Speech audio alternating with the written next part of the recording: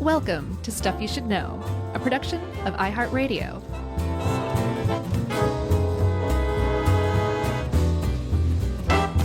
Hey, and welcome to the podcast. I'm Josh, and there's Chuck, and Jerry's here too. And this is a good old-fashioned rootin' tootin' down-home episode of Stuff You Should Know. Technical difficulties. Please stand by.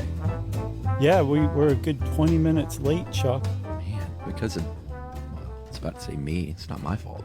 No, it's not your fault. It's the computer's fault. Not even. But who cares about computers? This is probably literally the opposite of computers because we're talking about plants. Yeah. I was going to ask you, old school, Chuck, have you ever eaten a plant? I love living things, so I do not kill plants and eat them. So are you a breatharian? That's what they are, right? Yeah, where you just don't eat? No, of course I eat plants. Emily, I would argue, has a plant-based diet. Now that I know that a plant-based diet doesn't mean that you're vegan or vegetarian, it just, and as you'll see, depending on the percentage of the website you look at, a lot of people say, it really depends on how much you eat, and a certain percentage, like maybe 80% of your diet is plant-based. And that's easily Emily. She eats vegetables constantly. She always has like a radish in her hand. No, but just her meals, she'll cook we try to eat the same stuff, but I don't want to sit down and eat Brussels sprouts, broccoli, and cauliflower for dinner. That's a plant-based diet for sure. Yeah, but she'll throw some chicken in there and some fish. So she's sort of pescatarian plus, maybe. Yeah. Pesca-poultritarian. Yeah. I mean, there's a lot of terms for all this stuff. I didn't know about a third of these probably. Yeah, they all seem to fall under the umbrella term, like you said, a plant-based diet. So like a vegan diet is a plant-based diet, but not all plant-based diets are like vegan diets. Yeah. It's that kind of setup. I had never heard of lacto-vegetarian, which basically means throw out all the rest, but I'll eat dairy. Yeah. Understandable. There's also ovo-vegetarian. These are terrible names, by the way. Yeah. That means that you include eggs in your vegan diet. Yeah, not oval. That would make even more sense, I think.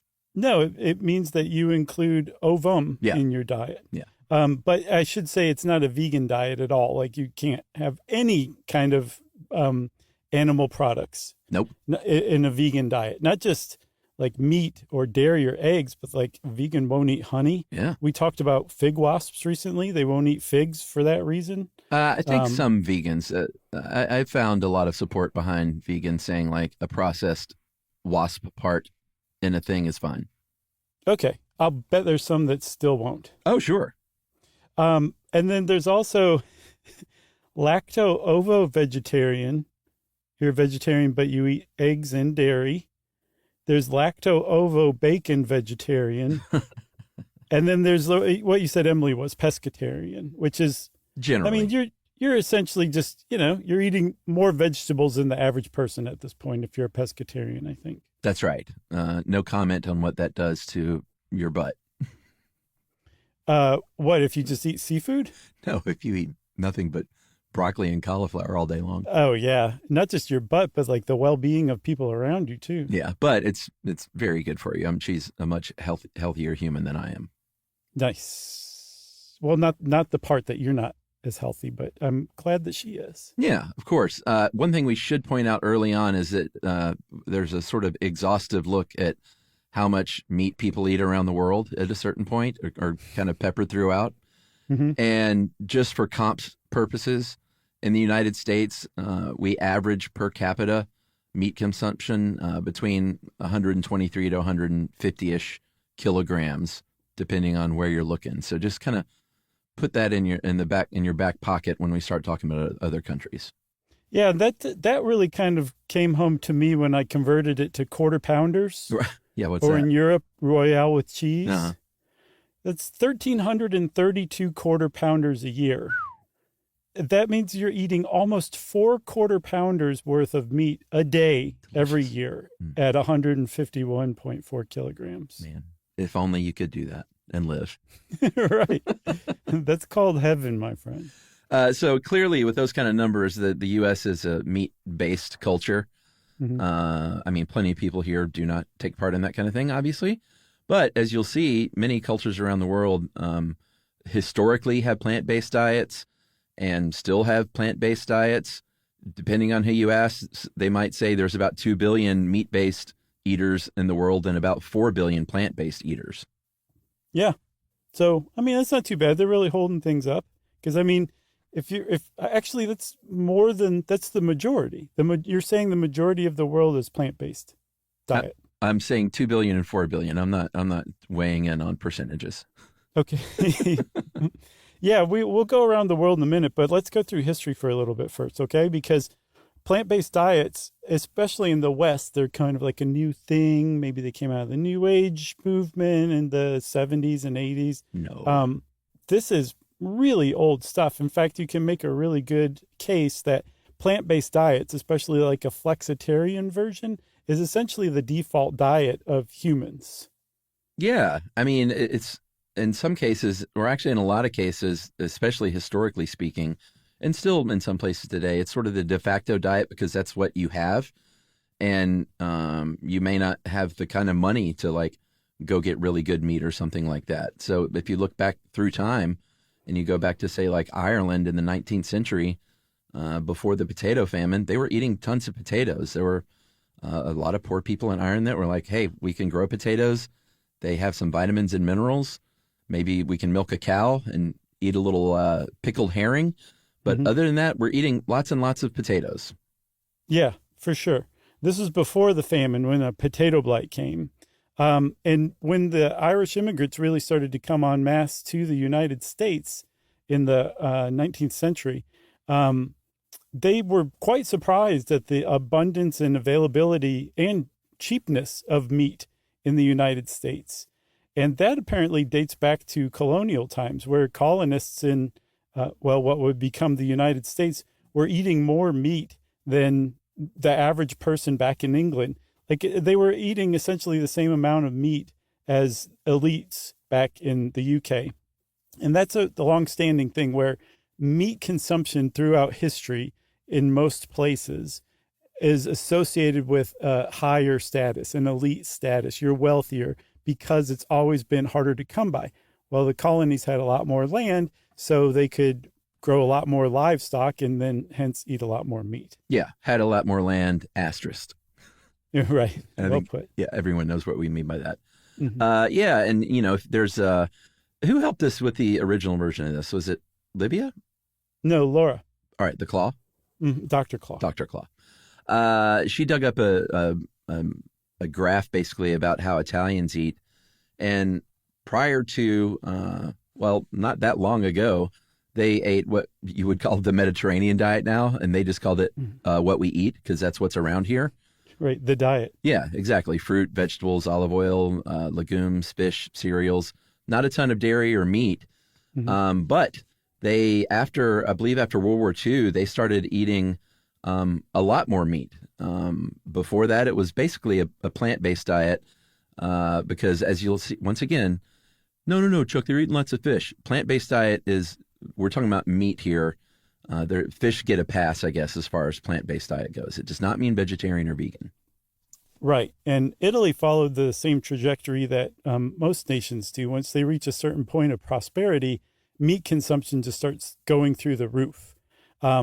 Whereas before in history, elites, like individual groups of people who are well off or could afford meat, when an entire nation becomes well off enough, they start buying meat. Meat consumption just goes up. So after the war, Italy followed that. And you'll see like throughout the world, the more prosperous a nation, the higher their meat consumption, almost to a country. Yeah, which, you know, a cynic might say, well, if every nation was prosperous, everyone would just eat tons of meat.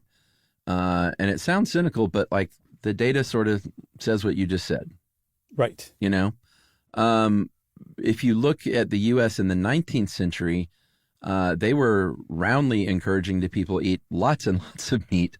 There was a cholera outbreak in 1832, and the U.S. government said, eat more meat and drink more alcohol and lay off the fruits and vegetables, obviously because of cholera. But there was also just this idea in America early on that like, we're well fed and we're well bred because we eat red meat and we grow them big here in the States. We're not sitting around eating rice and grains and potatoes.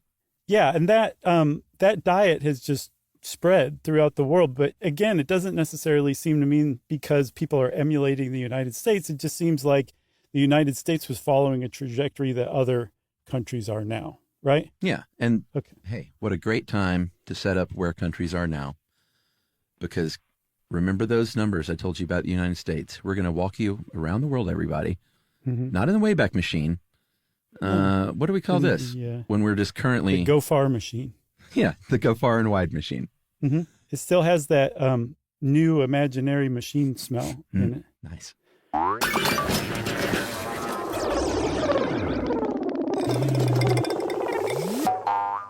Modern day, jump in the Go Far and Wide machine and come with us at first to Africa. If you look at continent-wide, the stat is about 65 kilograms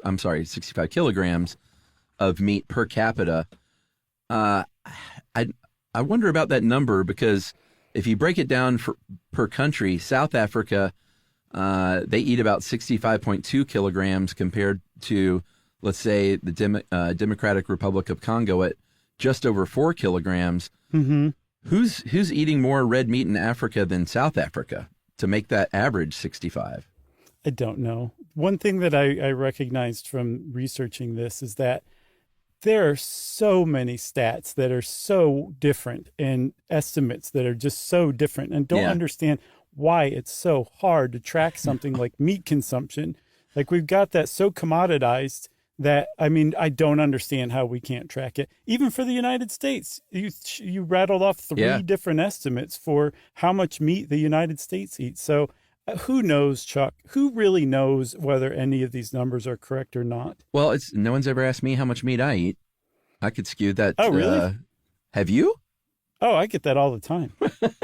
Usually because I have like a big chunk of like steak in my teeth. No. I mean like an official study. Like I don't know how they I'm just kidding. Do any of that stuff. It's sort of like weird black magic to me. But we do know that generally speaking, West African nations eat a little more meat. It's a little more meat heavy than East African nations. Mm-hmm. But even in West Africa, that's, again, I mean, if the average per capita was 65 kilograms, that's like less than half the United States per capita.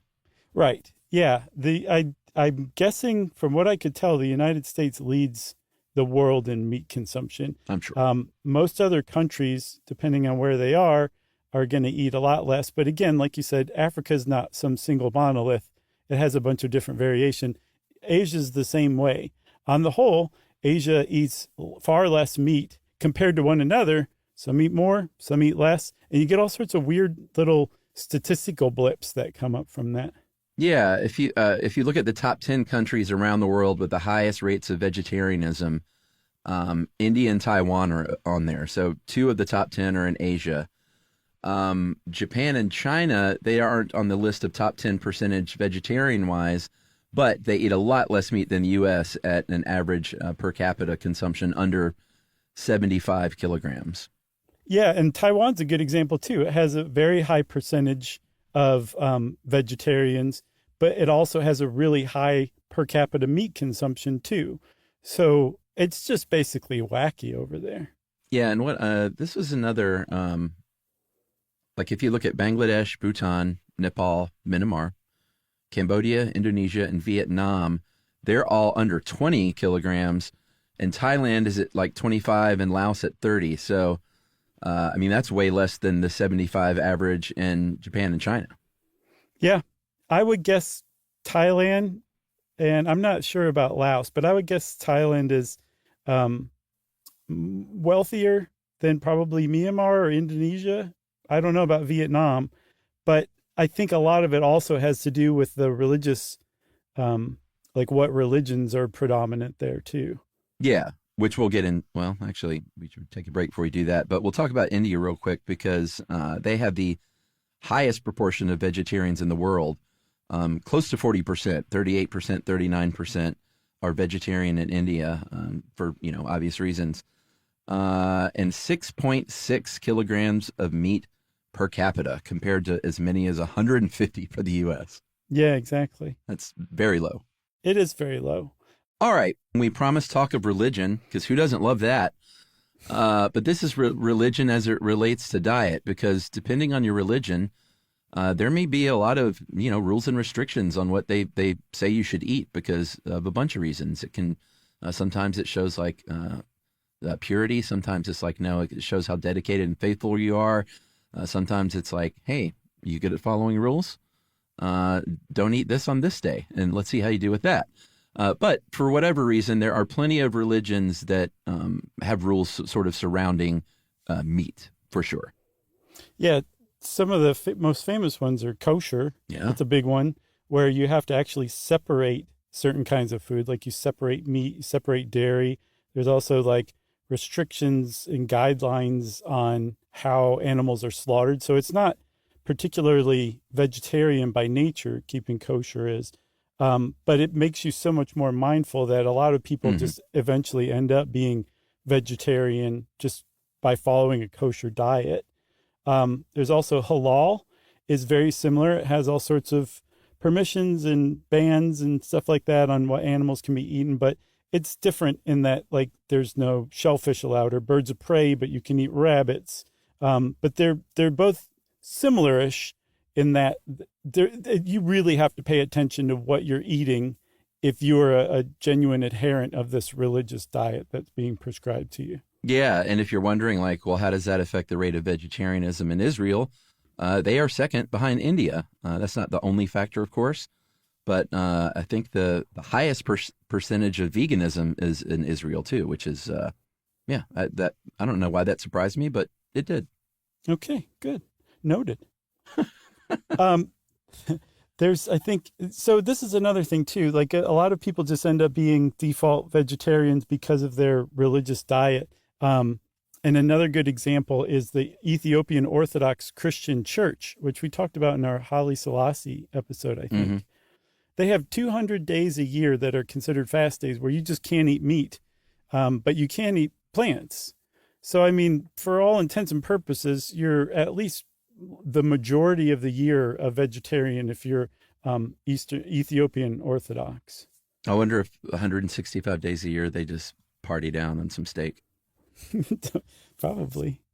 What Seventh-day Adventist? It's not a requirement to be a vegetarian, but they're like, it's not a bad way to live. They kind of endorse it. Yeah, remember they grew out of that whole William Keith and John Kellogg movement of the 19th century. Yeah, they endorse the movement generally, but about 36% end up lacto-ovo vegetarians, and then an additional 16% eat plant-based diet with maybe a little fish, maybe a little bit of meat. Yeah. Buddhism is very connected to vegetarianism, like a straightforward religious decree like kosher. Instead, it's linked to nonviolence, right? So if your religion forbids violence, you can't really cut the head off of a chicken and eat it very easily. People still do in Buddhist countries, but it's much less common and frequent. And in fact, apparently in Japan, from 675 to 1872, meat was essentially banned in that country because of the influence of Buddhism and Confucianism. You got to wait on that chicken to die of natural causes. You just follow it around like a buzzard. He's not looking so good. He looks a little peaked. Hinduism, I love that word, by the way. Good. I'm glad I used it. I heard that word last night on the TV show The Pit, and I realized I just don't use it much. You know what I like that's similar is peckish. I like peckish as well. Yeah, me too. Maybe our musical duo should be Peaked and Peckish. Oh my God.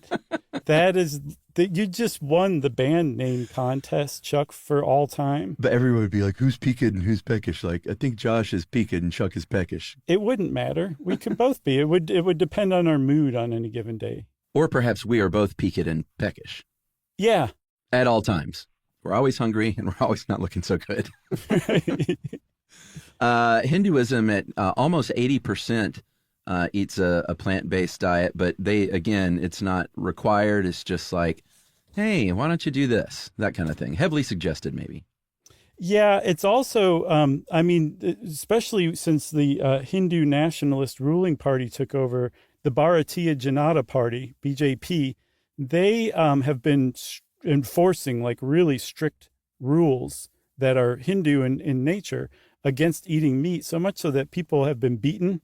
I think one person at least has been lynched for eating meat or being associated with the meat trade, specifically beef, because cows are considered sacred in Hinduism. And also similarly, in India, vegetarianism is linked to social status. Yeah. In basically complete contradiction of what it's like in, say, the West, where, you know, eating meat has long been associated with being an elite or having high status. Vegetarianism is in India, apparently. All right. Flip-flopped it. I love it. Yeah, and if you're like, wow, 80% of Hindus are vegetarian, it's pretty impressive. Prepare for this. Jains, these are the people who are so against hurting or killing anything that they have little hand dust brooms that they carry with them to dust off seats before they sit down so they don't accidentally kill a bug. 92% of them and 59% of Sikhs in India are all vegetarians. And I guess 8% of Jains are bad Jains. I guess so. I mean, like, how would you show up to like the Jain meeting and show your face? Yeah. Or show up to a Jain party with a rack of ribs. Right. That's probably not, it's probably frowned upon, I would say. I would think so. All right. So and of course I'm kidding. No offense to any Jains out there. No, of course not. I'm sure they'd show up and be like, natural causes. And everybody would be like, heck yeah. So if you're going to eat a plant-based diet, it can look many different ways depending on what you're into. We found some information from Harvard Health. And obviously one thing that you're going to do is eat lots of veggies like Emily does. They say like, hey, fill half your plate up with veggies and vary the color. Don't eat just like a bunch of green veggies. Like eat veggies of all stripes and colors. Get you some anthocyanins, why don't you? Yeah. Also, so these are like, if you want to start to get into vegetarianism, these are some easy ways to kind of slide into it. Another one is changing the way that you think about meat. Yeah. Rather than it being the center or the star of the meal, just kind of put it to the side. Like, it doesn't necessarily have to be, you know, a thumb size piece of steak. But I mean, if it more, you know, kind of evenly resembled the grain or the greens on your plate, that would make a lot more sense. Yeah. I'll have the cream spinach, a side of broccoli, and a thumb of steak. Right. It's funny. So I used thumb. So have you ever heard that thing about a portion of meat being no bigger than the palm of your hand? For like, that's the healthy way to eat meat? Yes. I don't think I've heard that, but okay. I could see that. So not just that, if you cup your hands, that's your serving of fruit and vegetables, and then your thumb is your measure of fats, like a nut butter or something like that. Okay. There's a name for all this. It's called the Zimbabwe hand jive. I've done that dance, but I did not know that was a eating scale. Well, so this guy in 1993, Dr. Kazim Mauji, came up with this way of doing it. And it's been widely adopted, but I had no idea that's what it was called. It's a great name.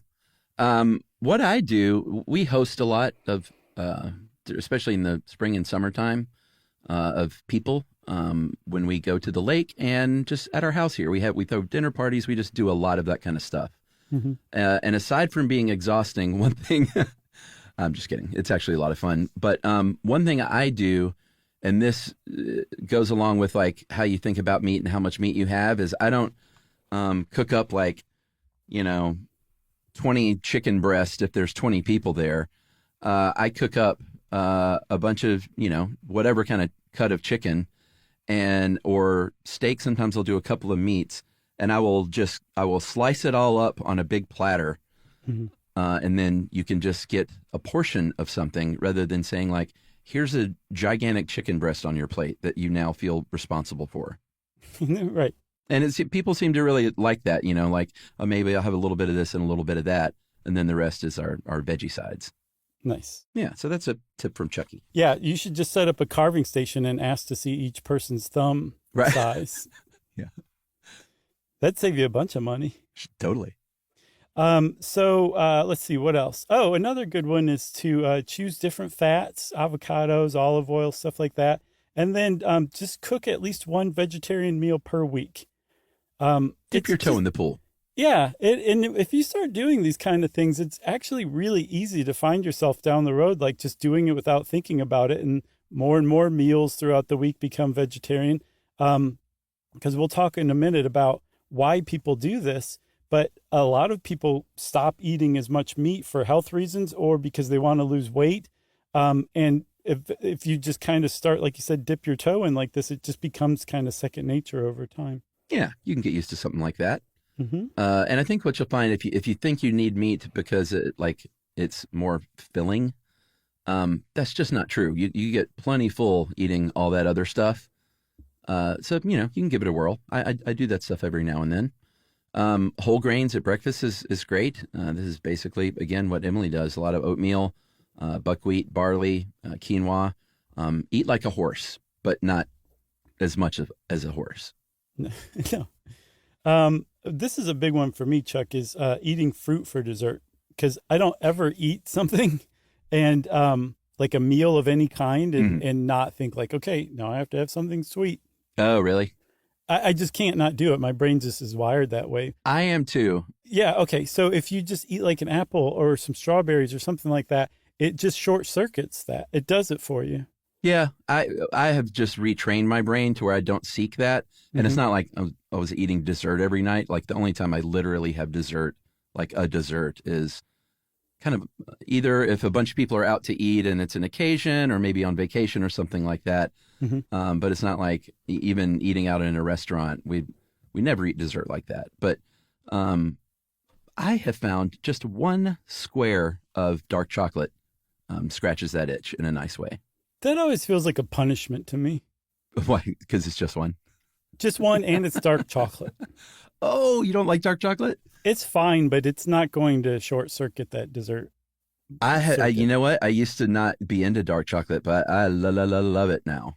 Yeah, good. I'm glad. I'm glad to hear that. I'm going to cut the legs out from under you in a little while then. But I don't do that every night, but I'll still, when I want that, when I find myself like, God, I got to have the sweet thing tonight, I'll do one square, sprinkle a couple of little dabs of sea salt on top, and that does it for me. My God. Why don't you live in Brooklyn? I know. Because I don't have a mayonnaise store. Greens too, obviously, like leafy vegetables, salads, just eat as much stuff. Like I love a salad. Emily she grows that stuff and prepares fresh salads, makes her own salad dressing. She's gotten more into cooking. She never used to do stuff like that at all, but she's I found myself eating a lot more salad these days. Right. And then the last one is after you do all these things, eat more vegetables, eat a vegetarian meal once a week, eat a salad for dinner. This is actually the key to the whole thing. Go to bed really early so that your normal breakfast will come much more quickly. I don't eat breakfast, but yeah. That was a joke, by the way. I know, I get it. But okay. Well, thanks for the laugh support. You want to take a break and then come back and talk about why people become vegetarian or vegan? Sure. Okay. Well, we'll be right back again.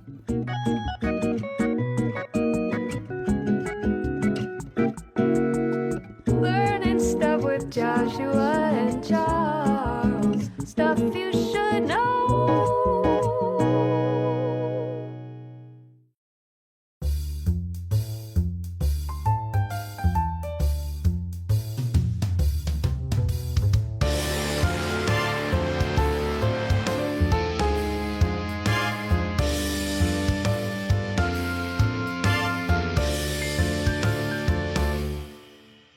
Okay, Chuck, I think I promised before we left that we'd talk about why people become vegetarian. I already said health reasons, which we'll get into more in a little while. But a lot of people just do it because it's just healthier. Like if you want to eat healthier, most people don't like double or triple down on fried chicken. Like you instead start turning to plants, like people just start eating more plants, and it's almost intuitive.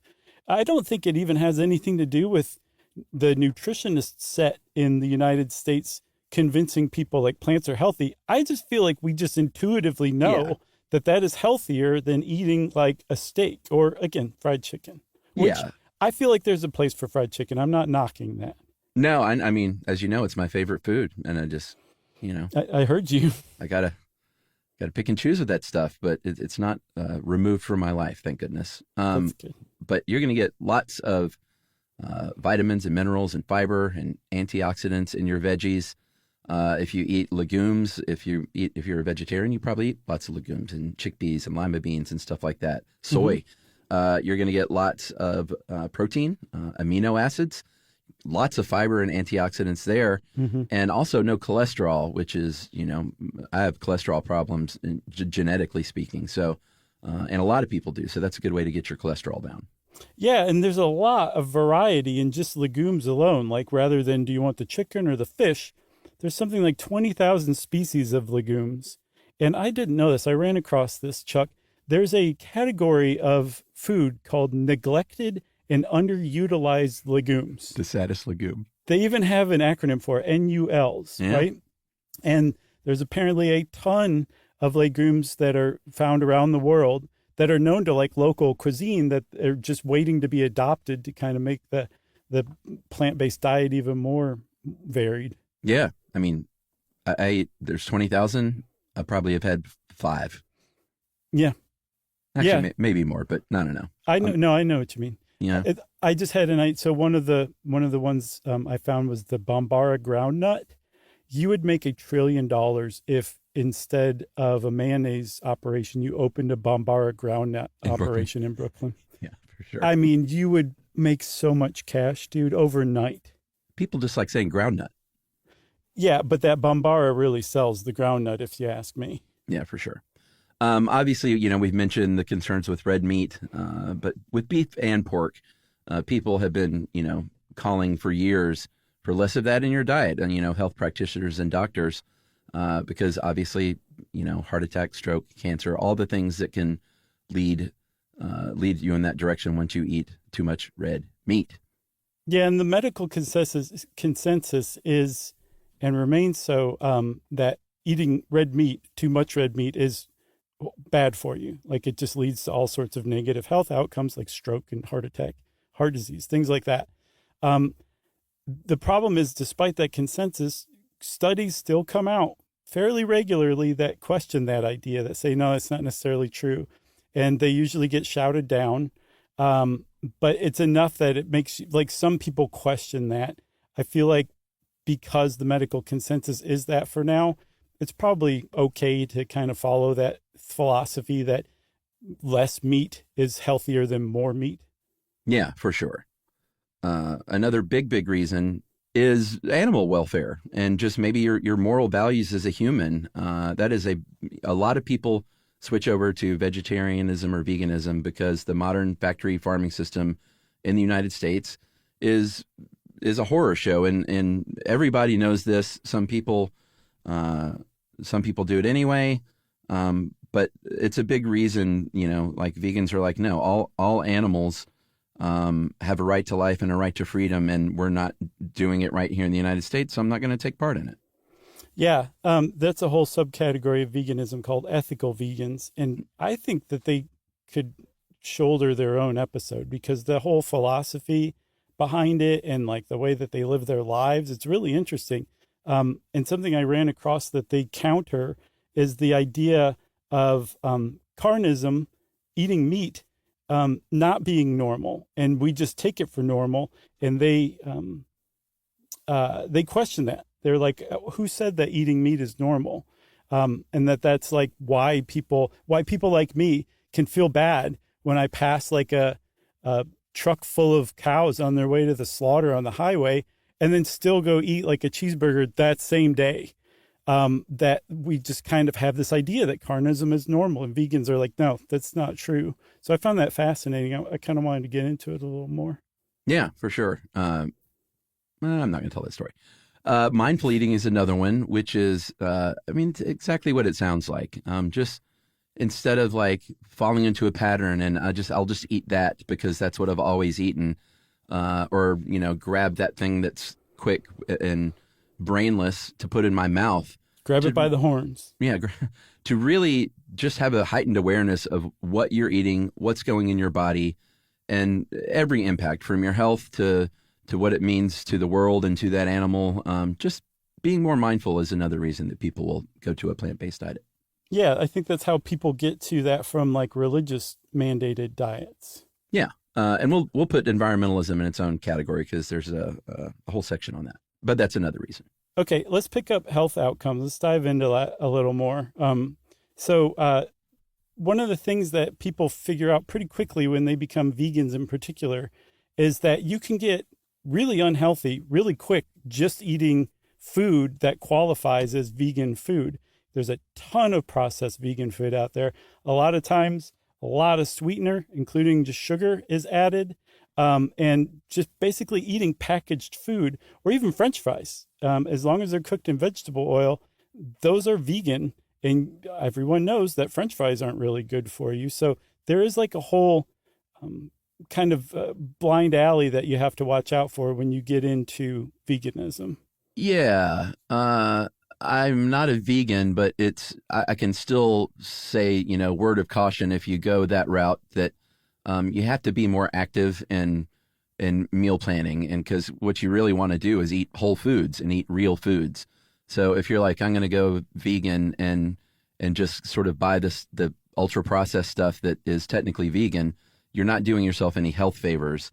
You're still doing, as far as your moral values are concerned, you're doing right by that. But you want good outcomes all the way around. So just lean toward whole foods and the Mediterranean diet, which again, people around the Mediterranean just call it eating.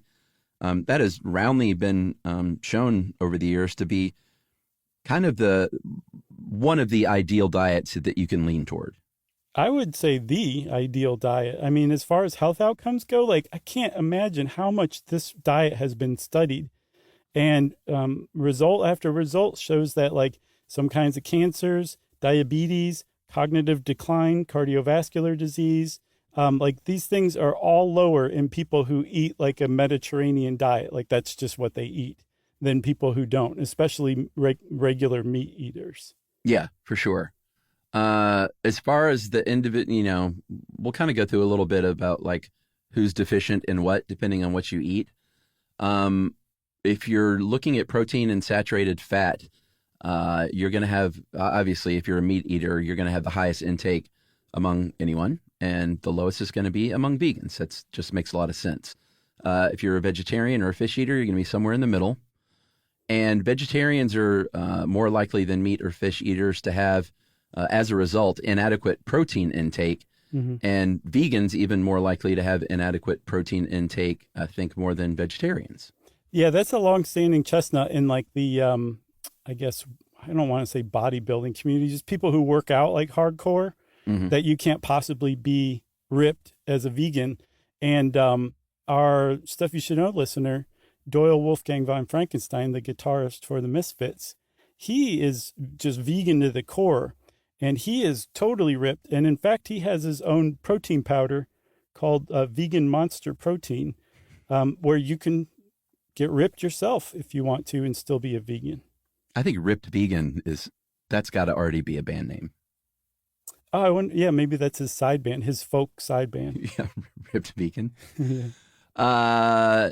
You might have a vitamin B12 deficiency if you are a vegan because plants don't have B12. I think 52% of vegans are B12 deficient, mm-hmm.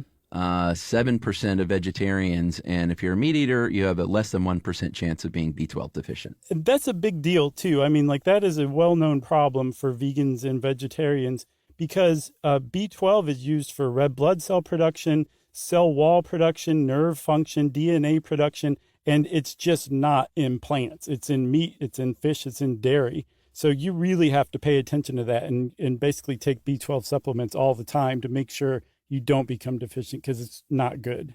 Yeah, for sure. Here's one thing, though, and this is something that was controlled for BMI even.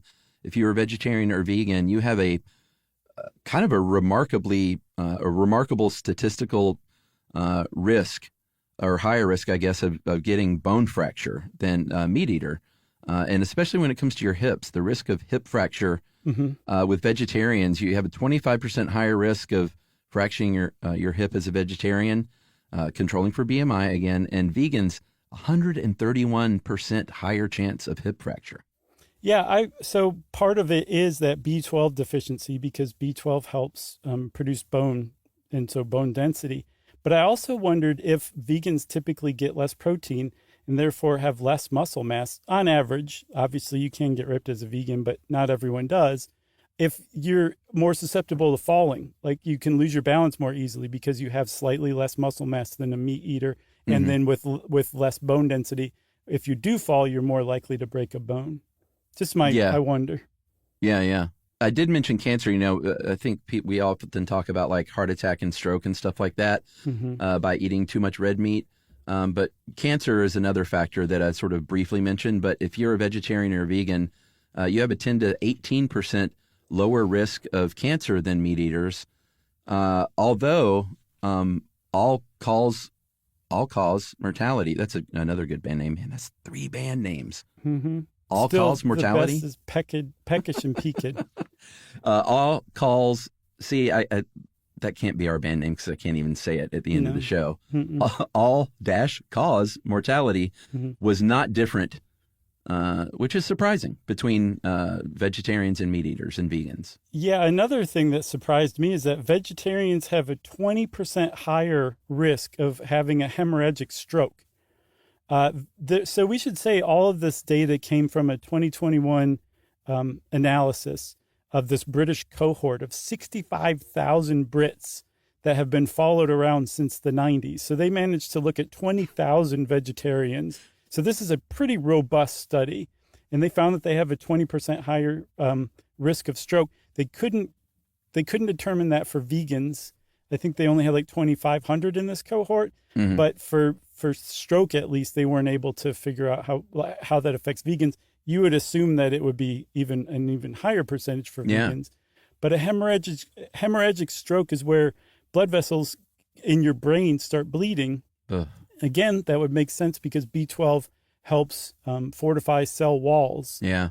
And I would think the lack of red blood cell production would have something to do with that too.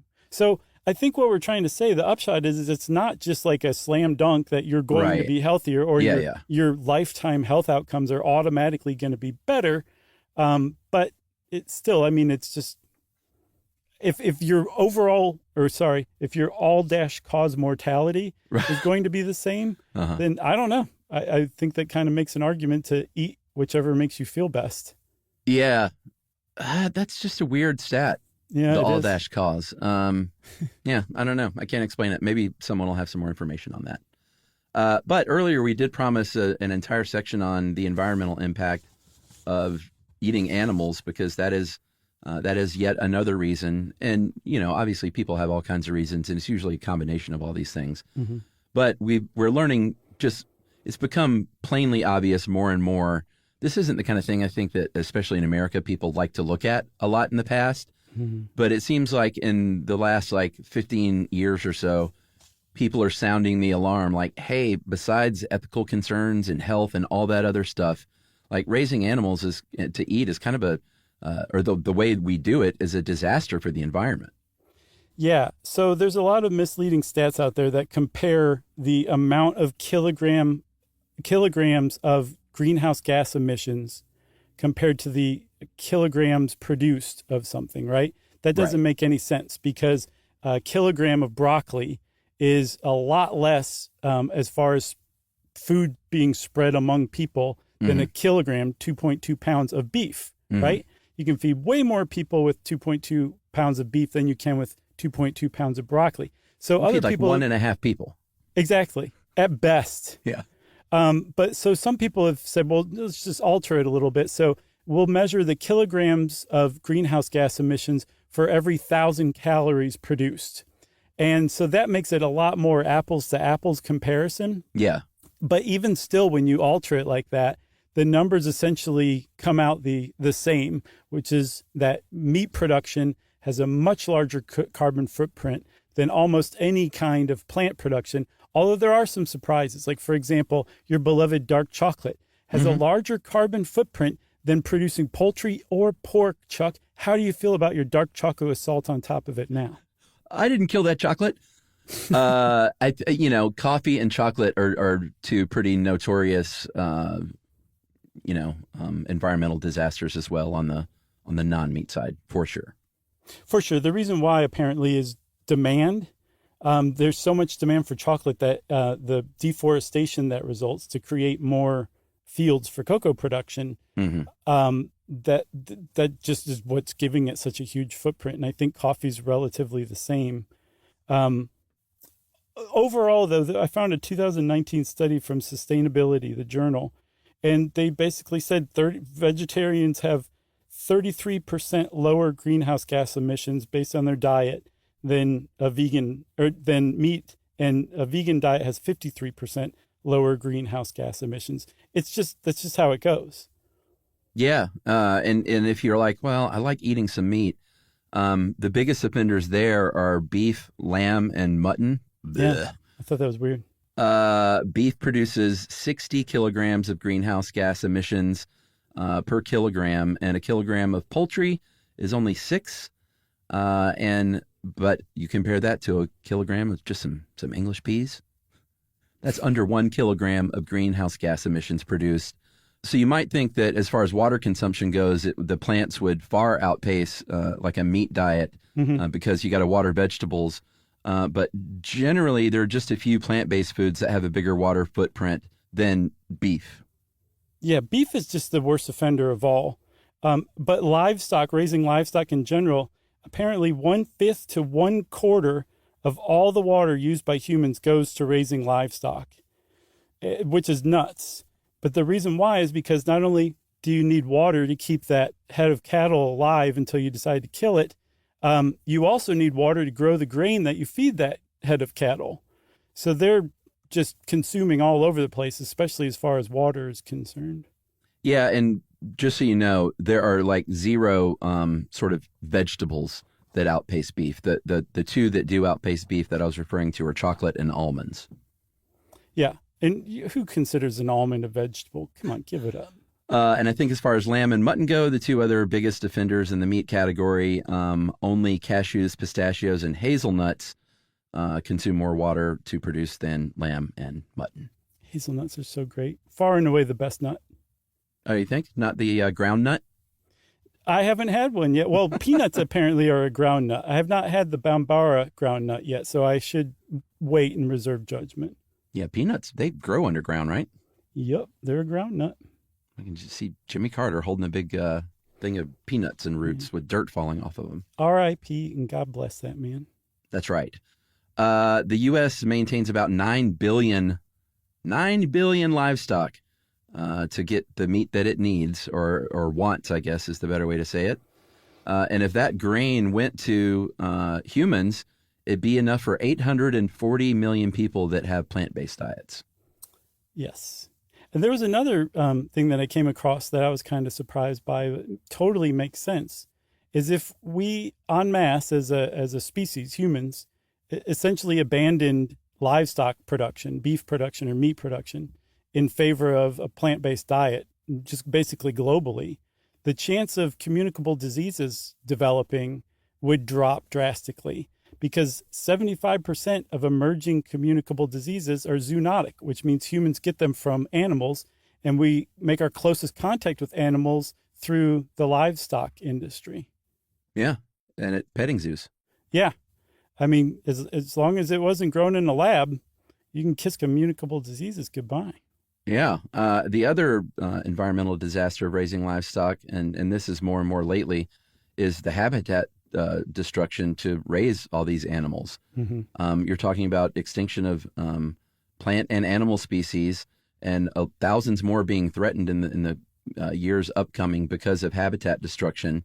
And it's also true for some kinds of agriculture. You know, we've talked about palm oil cultivation being a big problem for a lot of stuff, specifically orangutan populations, or at least by example. But beef, once again, is the biggest factor. Beef drives 41% of tropical deforestation globally, whereas Palm oil and soy, which are two sort of offenders on the other side, are only 18% combined. That's all, just 18% of deforestation. Yeah, but I mean, the one takeaway here is beef. Beef bad? It's what's for dinner and what ruined the planet. Yeah, I mean, it's far and away leading the way in all the bad categories. You know, it really does. So yeah, I mean, we've just kind of touched the surface, especially on the environmental impact. There's a lot to dig into there if that interested you. But I feel like we gave some good reasons for people to adopt a plant-based diet. I don't know if I'm going to fully, but I'd like to think I'm kind of partway there already. Yeah, I eat more vegetables now. I eat way less red meat than I used to. Yeah. For just like all the reasons that we talked about. Yeah, I cut my 4 quarter pounders with cheese every day in half, and I eat both halves. Since Chuck kind of laughed at my last joke, I think everybody, that means we should probably slog along to listener mail. That was a real laugh. That was Josh laugh. Yeah, I know. I love those too. All right. This from a Smithy because of us, actually. Oh, yeah, I saw this one. Hey, guys, I've always had a bit of an interest in metalworking, and as of about 5 years ago, I've had an interest in your show. I'd say your show has been the longest-running podcast of my life, actually. I remember listening to your episode about blacksmithing 4 years ago, and that kind of set off the domino effect of me getting really into blacksmithing as a hobby. I'm definitely one of those that like to collect hobbies, with most passing in about 6 months, and I never pick it up again, but not true with blacksmithing. I've stuck with it since your episode came out, and I'd like to say I've come a long way with it. I've attached a few pictures of my work, which was very good, by the way. Starting with early works and all the way to the 2 I completed about a week ago. I thought you might be interested in seeing how your show kicked off one of my favorite hobbies I've ever had, so thanks for that. And that is from Tate Avent. And you can find Tate. Just look up Tater Makes, TAITERMAKES, and check out Tate's work. Well, thanks a lot, Tate. That is awesome. Congratulations on your awesome hobby and getting so good at it. And we really appreciate you letting us know that we had some sort of small, tiny impact on you. We love hearing that kind of thing. If you want to be like Tate and let us know that we had some small, tiny impact on you, please send it via email to stuffpodcast@iheartradio.com. Stuff You Should Know is a production of iHeartRadio. For more podcasts from iHeartRadio, visit the iHeartRadio app, Apple Podcasts, or wherever you listen to your favorite shows.